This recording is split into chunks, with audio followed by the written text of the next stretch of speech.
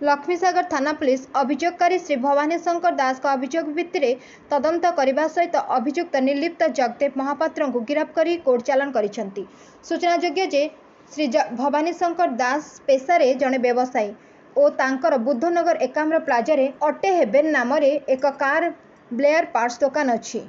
भवानी शंकर दास किछि आर्थिक आवश्यकता हेतु से अभियुक्त निर्लिप्त जगदेव महापात्र सहित एक चुक्ति करथिले एवं चुक्ति मुताबक 7 दिन मध्य 10 लाख टंका लोन कराइदेवा भवानी शंकर दास तांकर जड़े बंधु समीर रंजन दास का अकाउंट रु निर्लिप्त जगदेव महापात्र बैंक अकाउंट को 25,000 टंका प्रदान करथिले। निर्लिप्त जगदेव महापात्र टंका नेबार 7 दिन परे मध्य भवानी शंकर दास का सपक्ष रे कोनोसी लोन पाइबार सुविधा करिनथिले। एहा परे भवानी शंकर दास बारंबार निर्लिप्त जगदेव को जोगाजोग करथिले मध्य से किछि सुनि नथिले।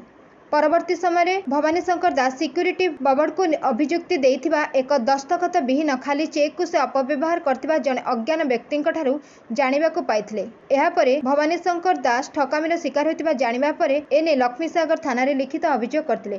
पुलिस ए मामलार तदंत करबा सह विशेष सूत्ररु खबर पाई अभियुक्त निर्लिप्त जगदेव को कल्पना छक निकटरू काबू करी थाना को आनिथिले। पचराउचरा बेले निर्लिप्त जगदेव निजर अपराध स्वीकार करथिले। वर्तमान मामलार अधिक तदंत चालू रही। Bureau report Ekamra news agency.